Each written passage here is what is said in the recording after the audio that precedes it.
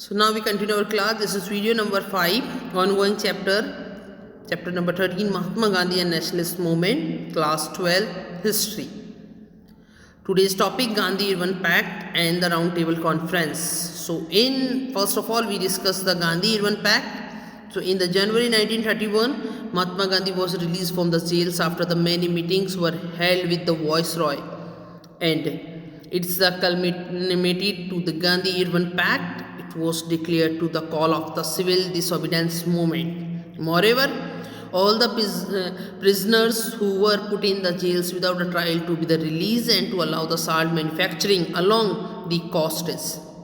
Gandhiji represent the Congress at the second Roundtable Conference at the London. So that is the important part of Gandhi Irwin Pact.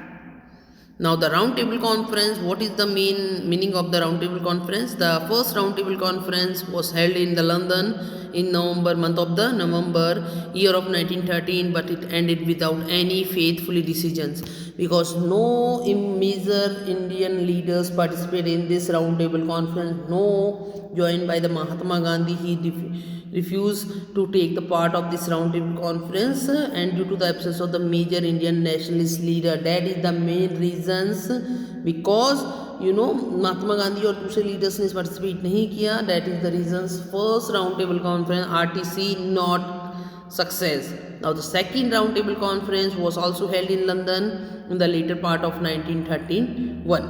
Gandhiji represent the Congress and the claim that his party represent all the Indians. There three parties: the Muslim Leagues, the princely state, the princes, and the lawyer thinkers. B.R. Ambedkar opposed that the claim. So the conference in the London was inconclusive. So Gandhiji returned to India and resumed civil disobedience movement again.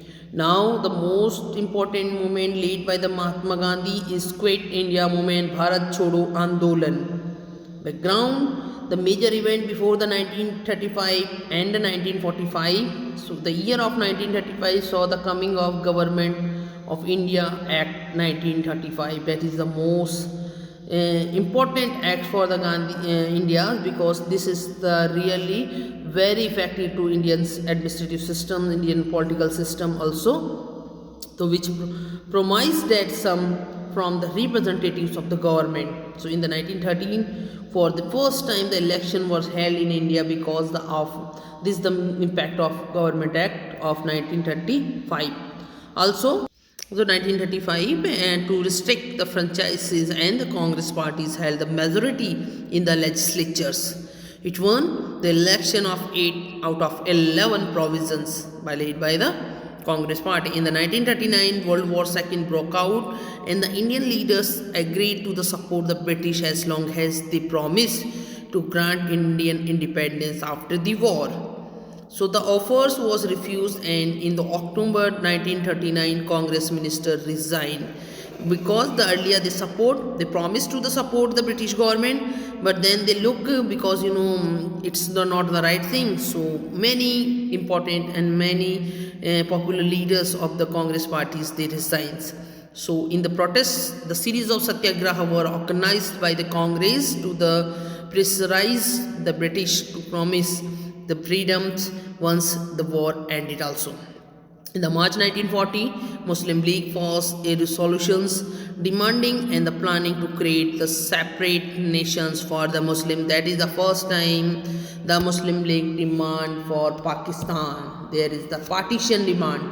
So 1942, worried of the continuous spread of the nationalist movement, Prime Minister of England Winston Churchill, that is the important line between Winston Churchill sent Stanford Cripps to India. That means Cripps mission came to India in the year of 1942 and led by the Stanford Cripps, that is the leader of that commissions, to India to try reach to the compromise with the Gandhi and the Congress. The Cripps mission failed, as the no agreement to grant independence to India could be made after this. So in the August 1942, Quit India movement was launched. 1st August in 1942, Gandhiji launched the Quit India movement, and all the major leaders were arrested.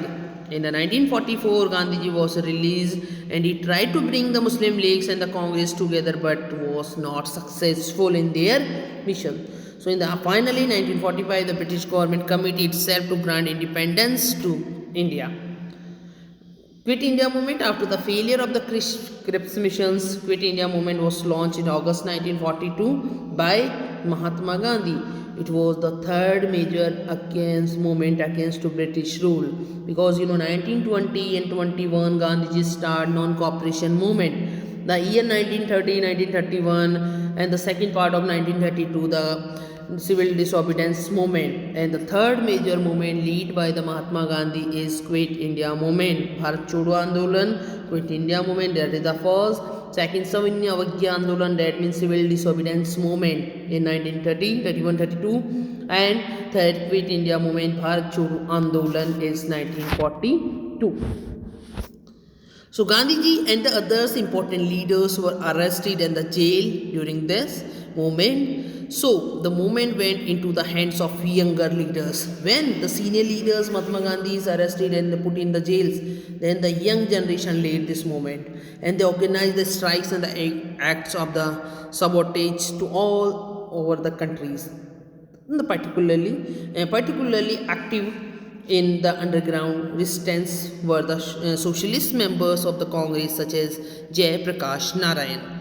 Independence government were the proclaimed in the several districts such as Satara in the west and the Midanpur in the east.